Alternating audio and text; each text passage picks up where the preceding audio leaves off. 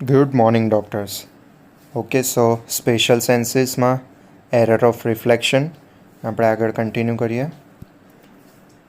Book again સેમ્બ્યુલિંગમ અને last time આપણે જોયું હતું એસ્ટિગ્મેટિઝમ.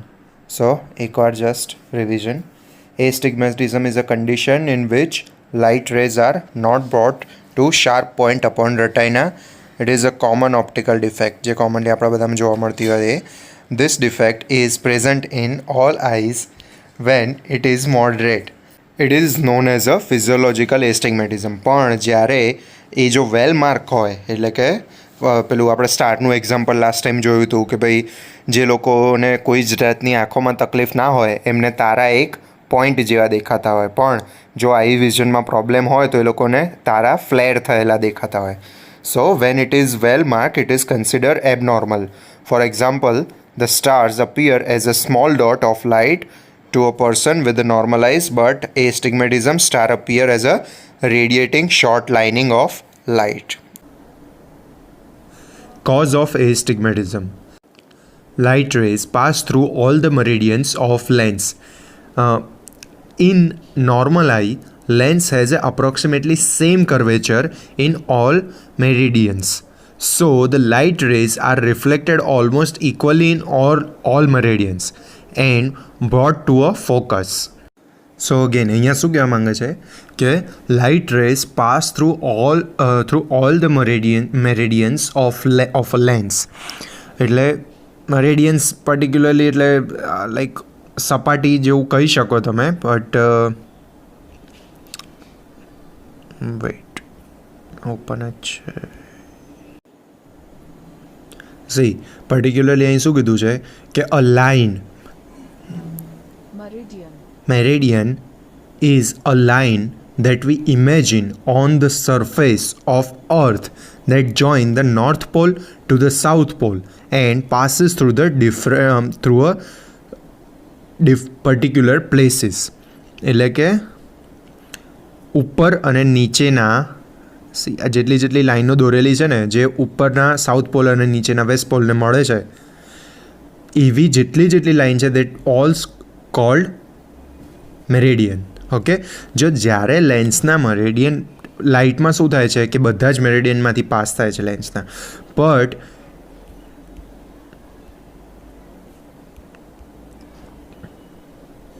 Thank you. Yes. Light rays pass through all the meridian of the lens. In a normal eye, a lens has approximately same curvature. એમાં બધામાં same curvature હોય છે, તો એની અંદરથી શું થશે, ઇઝીલી બધા જ મટીરિયલમાંથી પાસ થશે. In a normal eye, a lens has approximately same curvature in all meridian. બધામાં કર્વેચર એનો વળાંક સરખો હોય છે. So the light rays are refracted almost equally in all meridians and brought to a focus. ત્યારે એને ફોકસમાં proper લાવી શકાય છે, કારણ કે બધી જ બાજુથી એક સમાન મેરેડિયન, એની બધી જ રેખાઓ એકદમ સિમિલર પ્રોપર છે. હવે શું થાય છે, if the curvature is different in different meridian, એટલે કે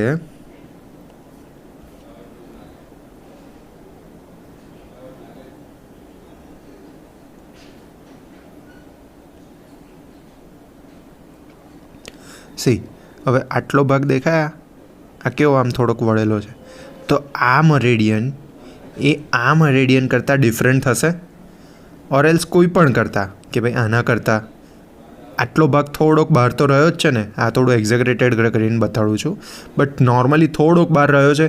તો હવે અહીંયાથી લાઇટ પસાર થશે અંદર, તો ઓબ્વિયસલી એનો રિફ્રેક્શન રેટ અલગ હશે, રિફ્રેક્ટિવ પાવર અલગ હશે.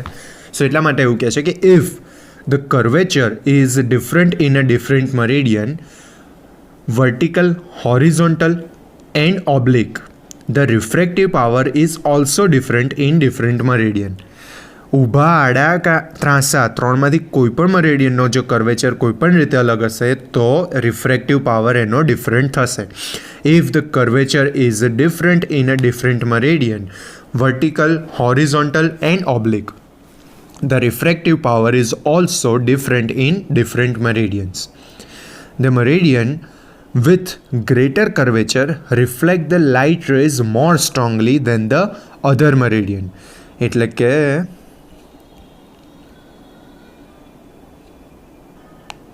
સે સપોઝ આટલામાંથી પાસ કરું લાઇટ, તો આ જે વધારે છે ને અહીંયા આગળ, તો આટલો મરેડિયન વધારે થયો આ, તો અહીંયા આગળના જે લાઇટ રેઝ આવશે ને એ રિફ્રેક્ટ વધારે કરશે નોર્મલ કરતાં, બીજી બધી જગ્યા કરતાં.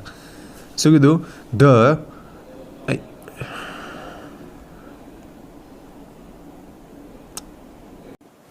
The meridian with a greater curvature reflect the light rays more strongly than the other meridian.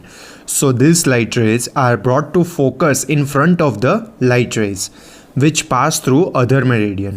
એટલે કે શું કહે છે? So this light rays એટલે કે જે વધારે રિફ્લેક્ટ થાય છે એ રિફ્રેક્ટ એટલે વળે છે કર્વે, એનો મીન્સ જે આપણે પેલી વાત કરી હતી ને કે કોઈ પણ માધ્યમમાંથી જ્યારે રેઝ પસાર થાય તો એ થોડુંક રિફ્રેક્ટ એટલે ડેવિએટ થતું હોય, તો એની વાત છે કે એવું light rays. So this light rays are brought to focus in front of the light rays which pass through the other meridian, એની પહેલાં રિફ્રેક્ટ થઈ જાય છે. Such a irregularity of curvature of lens causes astigmatism. હવે આવી ઇરેગ્યુલારિટીના લીધે astigmatism થતું હોય છે. astigmatismના type, astigmatism is of two type, regular astigmatism and irregular astigmatism. So the first is regular astigmatism. In a regular type of astigmatism, the refractive power is unequal in a different meridian because of alteration of curvature in one meridian, but it is uniform in all the points throughout the affected meridian. એટલે શું કહે છે કે it is a regular type of, in regular type of astigmatism the refractive power is unequal in different meridian because of alteration of curvature in one meridian. એટલે wait,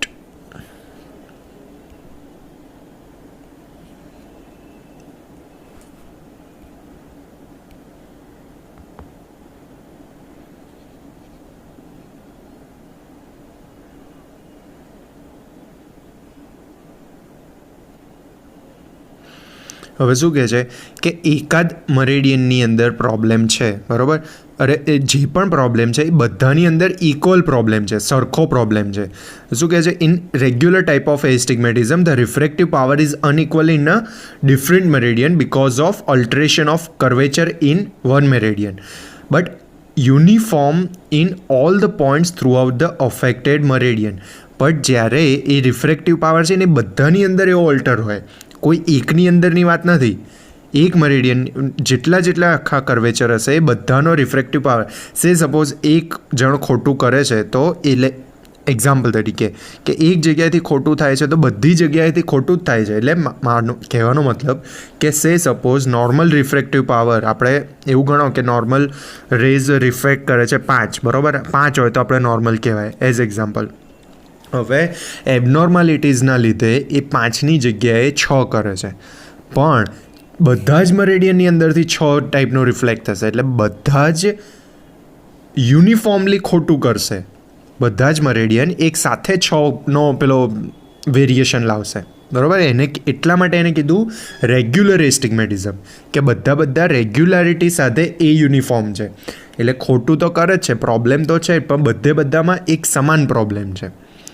હવે એવી જ રીતે બીજું શું કહે છે કે irregular astigmatism. In a irregular type of astigmatism the refractive power is unequal not only in different meridian but it is also unequal in a different point of same meridian. એટલે કે અહીંયા એનો રિફ્રેક્ટિવ પાવર અલગ હોય, same મરેડિયનની વાત છે, અહીંયા અલગ હોય, અહીંયા અલગ હોય, અહીંયા અલગ હોય, એટલે આને કહેવાય ઇરેગ્યુલારિટી. હવે આ મરેડિયનનો રિફ્લેક્ટિવ પાવર પણ અલગ હોય, આનો પણ અલગ હોય, બરાબર? એટલા માટે એને કીધું ઇરેગ્યુલર એસ્ટિગ્મેટિઝમ. જ્યારે પહેલાંમાં કેવું હતું કે ભાઈ આનો ખોટો છે અને એ 5 કરે છે તો આ પણ આઈ મીન 6 કરે છે તો આ પણ 6 કરે છે, અહીંયા પણ 6 કરે છે, બધા એક સરખું ખોટું કરે છે. પણ અહીંયા તો કોક 6 કરે, કોક 8 કરે, કોક 10 કરે, અને એમાં પાછું દરેક પોઈન્ટે એનો રિફ્લેક્ટિવ પાવર અલગ અલગ હોય છે. ઓકે, સો એટલા માટે એને કહેવાયું irregular astigmatism. In irregular type of astigmatism, the refractive power is unequal not only in a different meridian but it also unequal in different point of same meridian. તમે આને મેરિડિયન પણ કહી શકો, whatever you are comfortable with. Language is just a tool for conversation. So એની ઉપર બહુ focus નહીં કરવાનું. ઓકે, સો આપણે ચાર્ટ પછી જોઈએ છે. હમણાં બધું પતી જાય પછી જ ક્લિયર થશે chart. Okay, so correction of astigmatism. હવે એને કઈ રીતે સુધારીશું? સો astigmatism is corrected by using the cylindrical glass lens having a convexity in the meridians corresponding to that the lens of eyes having the lesser curvature. That is, if the horizontal curvature of the lens is less, the person should use cylindrical glasses with the convexity in the horizontal meridian. તો આની અંદર કહેવા શું માંગે છે કે જે મરેડિયનની અંદર પ્રોબ્લેમ હોય એ મરેડિયનના કર્વેચરવાળા લેન્સ પહેરવાના, પણ એ that should be cylindrical glasses. તો જો આપણે મરેડિયન દોર્યા. હવે સે સપોઝ, હવે એક મિનિટ, અને આવી રીતે હોરિઝોન્ટલ પણ મરેડિયન હોય અને આવી રીતે વર્ટિકલ પણ હોય, બરાબર. હવે કઈ જગ્યાએ કેવો પ્રોબ્લેમ છે, કયા મરેડિયનની અંદર પ્રોબ્લેમ છે, એટલે કે લેન્સ. હવે છે ને આને આખો હું આમ ફેરવી દઉં છું. આ લેન્સને આપણો આગળનો ભાગ અહીંયા આડો દેખાશે, બરાબર. સે સપોઝ આપણને અહીંયા હવે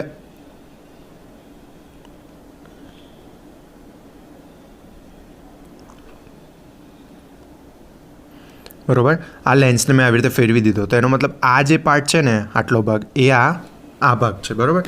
તો અહીંયા પ્રોબ્લેમ શેમાં કહેવાય, કયા મરેડિયનની અંદર કહેવાય? લેન્સનું મરેડિયન આમાં કેવું થાય છે, આમ આગળ જઈને અહીંયા આવે છે બધા મરેડિયન, બરાબર. આ ટાઈપના છે. જ્યારે વર્ટિકલ મરેડિયન એટલે કે સાઈડના મરેડિયન તો બધા નોર્મલ છે. સો પ્રોબ્લેમ ક્યાં છે? અહીંયા વર્ટિકલ ઊભા જે છે, ઊભા મરેડિયનની અંદર પ્રોબ્લેમ છે. તો આનો સિલિન્ડ્રિકલ ગ્લાસ કેવો હોવો જોઈએ કે જેની અંદર કોન્વેક્સિટી કઈ જગ્યાએ હોય? તો વર્ટિકલ મરેડિયનની અંદર કોન્વેક્સિટી હોય. અગેન હવે ધ્યાનથી જો, astigmatism is corrected by using a cylindrical glasses. એક વસ્તુ ફિક્સ કે સિલિન્ડ્રિકલ ગ્લાસીસ યુઝ કરવાના હોય છે, બરાબર. એની ઇમેજ જોઈ લો ને, ખોલીને જ રાખી છે. યસ, બરાબર. આ ટાઈપના હોય અને એની અંદરથી આપણે આટલો લેન્સ કાઢી લઈએ છીએ, તો that is cylindrical lenses. Okay, so astigmatism is corrected by using a cylindrical glass lens having the convexity in meridian. એ મરેડિયનની અંદર કોન્વેક્સિટી હશે કે જે મરેડિયન જે આઈઝના મરેડિયનની અંદર પ્રોબ્લેમ હશે. ઇફ હોરિઝોન્ટલ મરેડિયનની અંદર પ્રોબ્લેમ હશે તો સિલિન્ડ્રિકલ ગ્લાસની હોરિઝોન્ટલ મરેડિયનમાં કોન્વેક્સિટી હોવી જોઈએ. ઇફ આઈઝની વર્ટિકલ મરેડિયનની અંદર જો પ્રોબ્લેમ હશે તો સિલિન્ડ્રિકલ ગ્લાસની કોન્વેક્સિટી વર્ટિકલ મરેડિયનની અંદર હોવી જોઈએ. ઓકે, હવે ફરી વાર વાંચું છું. astigmatism is corrected by using cylindrical glass lens having the convexity in the meridian corresponding to, લાગતી વળગતી હોવી જોઈએ કોની જોડે? તો આઈઝના જોડે. corresponding to that of the lens of eyes having a lesser curvature. That is, if horizontal curvature of lens is less, જો horizontal curvature એટલે કે આડું curvature less હોય તો આપણે સિલિન્ડ્રિકલ ગ્લાસમાં કોન્વેક્સિટી હોરિઝોન્ટલ મરેડિયનમાં હોય એ વાપરવાની, જો વર્ટિકલમાં હોય તો વર્ટિકલવાળી વાપરવાની. Can you? Yes, that is, if the horizontal curvature of lens is less, the person should use the cylindrical lenses with the convexity in horizontal meridian. Okay. Next is presbyopia. So the presbyopia is the condition characterized by the progressive diminished ability of eyes to focus on near object with the age. જેમ જેમ એજ વધતી જાય તેમ તેમ નજીકની વસ્તુઓ પર focus કરવાનો એમની એબિલિટી ઘટતી જાય છે. Presbyopia is a condition characterise by the progressive, એટલે વધતું જ રહે સમય સાથે, એજ સાથે. પ્રોગ્રેસિવ ડિમિનિસ્ડ, ઘટતું જવું. એબિલિટી ઓફ આઈઝ, આંખની કાબલિયત of eyes to focus on the near object with the age. It is due to gradual reduction in the amplitude of accommodation. It is due to gradual reduction in the amplitude of accommodation. એટલે accommodate થવાની amplitude એટલે તીવ્રતા ધીરે ધીરે ઘટતી જતી હોય છે. It is due to the gradual reduction in the amplitude of accommodation. It progresses as the age advance. Age વધતી જાય એમ વધતું જાય. તો presbyops is equal to old અને ops is equal to eyes. So presbyopia start developing after the middle age. In the presbyopia, the distance vision is unaffected. દૂરના વિઝનમાં કોઈ ફરક પડતો નથી. Only the near vision is affected. એટલે middle એજની વાત કરી, that is આપણા ગુજરાતી લેંગ્વેજમાં એને શું કહીએ છીએ, બેતાલા આવે એની વાત છે. બરાબર, નજીકનું જોવાનું, પેપર વાંચવા માટે એની બધા માટે જરૂર પડે એની વાત છે. અફેક્ટેડ, દૂરનું વિઝન અફેક્ટ થતું નથી. The near point is away from the eyes. હવે પ્રોબ્લેમ શું થતો હોય છે કે in presbyopia, the anterior curvature of lens does not increase during the near vision. નજીકનું જોવાનો માટેનો ટ્રાય કરે ત્યારે લેન્સનો આગળનો જે કર્વેચર, એન્ટિરિયર કર્વેચર છે એ ઇન્ક્રીઝ થતો નથી. So the light rays from the near object are not brought to focus on the retina. એટલા માટે રટાઇના ઉપર એ ફોકસ થઈ શકાતું નથી. Now the causes. First, decreased elasticity of the lens is because of the physical changes in lens and its capsule during the old age. ઘડા થતા જઈએ એમ લેન્સની elasticity ઘટી જાય છે. The decreased elasticity of lens is because of the physical changes in the lens and its capsule during the old age.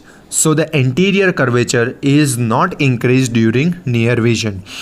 બરાબર, આપણે ઉપર વાત કરીએ એ પ્રમાણે એન્ટિરિયર કર્વેચર વધતો નથી, is not increased during the near vision. Second is a decreased convergence of eyeball due to the concomitant weakness of ocular muscles in the old age. Ocular muscles છે એની અંદર વીકનેસ આવી જાય છે.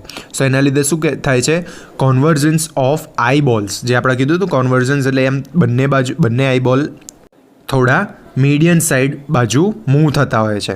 એટલે like right eyes હોય તો થોડીક લેફ્ટ સાઈડ મૂવ થાય અને લેફ્ટ આઈ હોય તો થોડીક રાઈટ સાઈડ મૂવ થાય નજીકનો ઓબ્જેક્ટ જ્યારે જોતા હોઈએ ત્યારે. સો એ કન્વર્જન્સનું જે થતું હોય છે એ ઓછું થઈ જાય છે. કેમ? Because of weakness of ocular muscle in the old age. બરાબર, આ કોન્વર્જન્સ ઓફ આઈબોલ ના આઈડિયા આવતો હોય ને તો આની આગળનું ચેપ્ટર એક વખત ફરીવાર જોઈ લેજો. એની અંદર આખો કન્સેપ્ટ આપણે ઇમેજ સાથે સમજેલા છે. Okay, so these are the causes of presbyopia. હવે એને કરેક્ટ કઈ રીતે કરી શકાય? તો obviously presbyopia is corrected by using the biconvex lens. Okay, so હવે ચાર્ટ જોઈ લઈએ. Error of reflection, the type of error. તો પહેલાં મેઇનલી કયા કયા ટાઈપ છે ને એ જોઈ લઈએ. તો માયોપિયા, હાઇપર મેટ્રોપિયા, એનિસોમેટ્રોપિયા, એસ્ટિગ્મેટિઝમના પાછા બે ટાઈપ, રેગ્યુલર એસ્ટિગ્મેટિઝમ અને ઇરેગ્યુલર એસ્ટિગ્મેટિઝમ, અને પ્રેસબાયોપિયા. સો માયોપિયાને કારણ શું છે માયોપિયાનું? તો increase in the antero posterior diameter of eyeball વધી જાય છે. હાઇપરમેટ્રોપિયામાં એ જ ડાયામીટર ઘટી જાય. બરાબર, જો ઇન્ક્રીઝ થઈ ગયો છે માયોપિયાની અંદર એન્ટિરિયો પોસ્ટિરિયર ડાયામીટર ઇન્ક્રીઝ થયો છે તો એના કરેક્શન માટે બાયકોન્કેવ લેન્સ જોઈએ.